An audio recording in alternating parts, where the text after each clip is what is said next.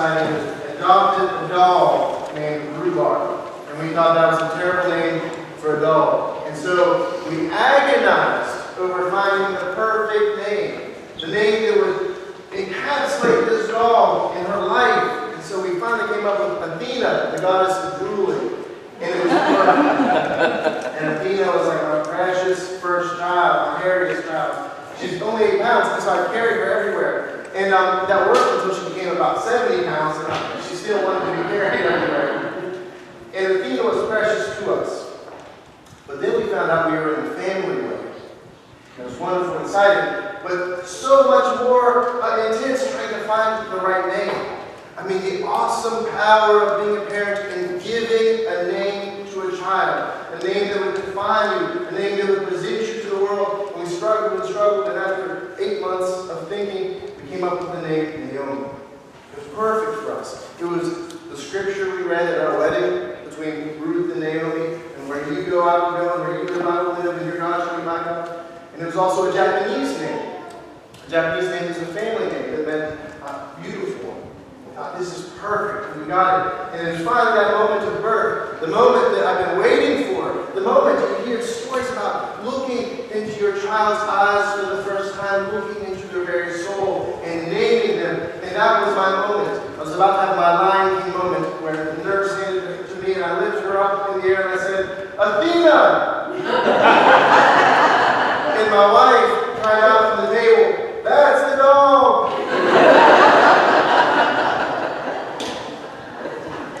Naming is important, and names have power, and names have meaning. In Scripture, when God looks down at Adam, He says, it is good, and I empower you to name and therefore subdue everything that you see. He gives that co-equal part of creation to Adam as a gift. It says, you are the steward of all that you see, and you have the power to name it. When Jacob wrestles with God, he says, I refuse to let you go until you tell me your name. And God turns it around on him, and the angel says, no, you can't know my name, but I will rename you, because I am the one who knows you most deeply. When Moses is walking through the desert, he falls on his knees in the very presence of God. The only question he asks, the only question while fearing for his very life, the question knowing that he is in the very presence of God is, tell me your name. Who are you? He says, I am. I am Yahweh. I am. And at the very end of Revelation, we don't see in Revelation, we see an image of heaven, we see an image of paradise and eternal life, but we don't see endless banquets, we don't see endless riches. We see only one thing. There's only one promise, that when we are in eternal presence of God, one gift that we will be given, that is a white stone.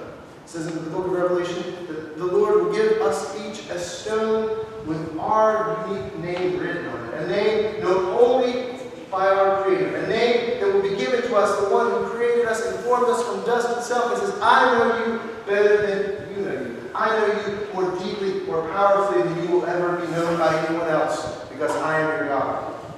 That our names have power and meaning and significance. We call Jesus by many names.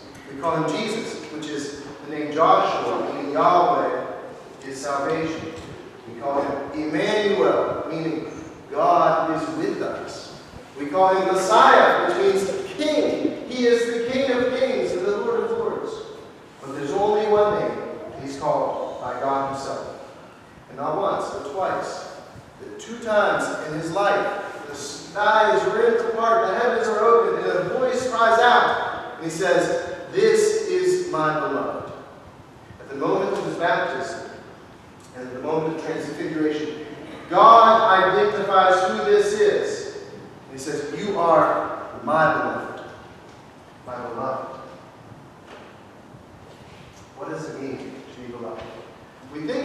We talk about baptism, and I think there's a lot of debate and difference in our understanding of what baptism is. Some folks believe maybe it's a cleansing of our sin, or maybe even perceive it as it is the way to our salvation, the way to heaven. But I disagree. I don't think you get baptized and all of a sudden you get into the fast lane through the pearly gates.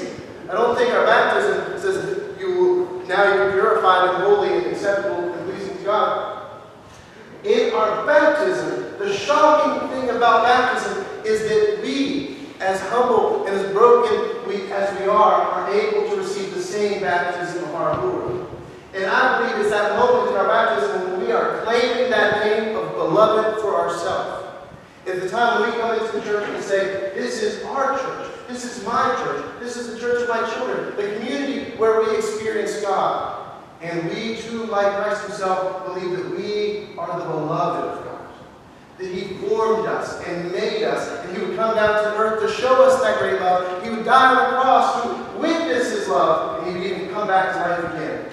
Because we are his beloved. You are the beloved. And at the very end of his ministry, as Jesus is about to ascend into heaven, the very last thing he says, the very last commandment, he's about to go into heaven, and he says, go forth into all the world, rejoicing. Go ye into all the world, proclaiming the good news. Telling people the story of what you've seen, what you've done, what you've witnessed. Tell this story. And then he says what? He doesn't say, and go and tell everybody how sinful and broken they are. No, he goes, go and baptize them in the name of the Father, the Son, and the Holy Spirit. Go forth and baptize. Go forth and make the world know and feel that they belong to God. That they too are God's beloved ones. That's our commandment. That's our great commandment. To be beloved and to share that message with the rest of the world. That they too are. Whether neither Greek, nor Jew, nor slave, nor free, nor male, nor female. Nothing will separate anyone from the love of God. And he doesn't say, just go to the people who look like you or feel like you or act like you. Just go around to all the nations of the world, and we wait until the day when every knee shall bow and tongue confess that Christ is King. Every knee shall bow and tongue confess that we believe that we are the beloved of the Almighty God. A few years ago, the term fake news came into our lexicon. And fake news is like a wonky term because, it's an oxymoron. You can't both be fake and news. But it's a good term because it's descriptive of what we experience. On the internet, there's a lot of things that are fake, that are lies. You can find anything on the internet to agree with any position you have. It doesn't mean it's right. It doesn't mean it's good. It's just there. The internet is full of fakeness. And news, we've devolved into a way of spinning. It's not news. We're spinning opinion. And we've devolved to where we listen to things that call themselves news, but it is just opinion. And say, this is my perspective on something that is happening. And what has happened is it's pulling society apart into camps where we find the news that agrees with our position. And the problem is that it erodes trust. It erodes trust that we share with our neighbors and with our friends. And so we say, if you do not share my opinion, if you do not see the world through my eyes, then you are wrong. Then I cannot trust you. Then you are my enemy. Then you are on the other side. And we build this chasm between the two and say, you cannot possibly be right. And I cannot possibly trust you. But I think our baptism pushes against this. I think the very waters of baptism push us in a different direction. Because we need border security. That's not news. We need border security. Have to be safe. We're in a country. Have to be safe. We need to also then care about reasons why people flee from Central America. Why people are being harassed by violence, and by gangs, and by crime, and by poverty. And we have to look and say, there are human beings suffering in the world. And that is important to me as well. And we look and say, there are people dying in Syria, in Yemen, and being attacked every day. And that is important to me as well. And it's important to me that there are people in downtown Birmingham living in the streets who are cold and hungry and lost. And it's important to me that there are people on Acton Road who are spiritually and emotionally and financially broken.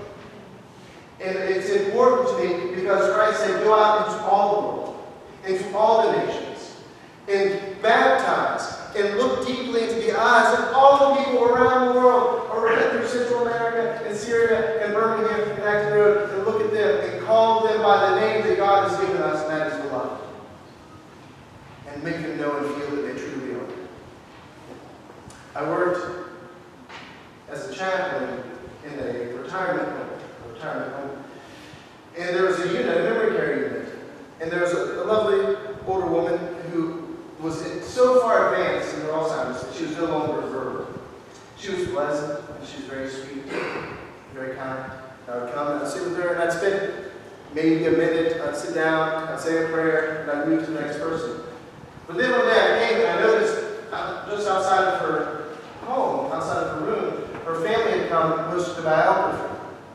I said, "Hello, my name is Susie. I was a teacher for 50 years. I was married for 65. I had 3 kids, 4 grandkids, and 2 great-grandkids. And all of a sudden, she's no longer a nonverbal elderly lady. Now she was my friend Susie. And now I would come in, I would sit down, and I would look into her eyes, and I would call her by her name. And she could recognize that name.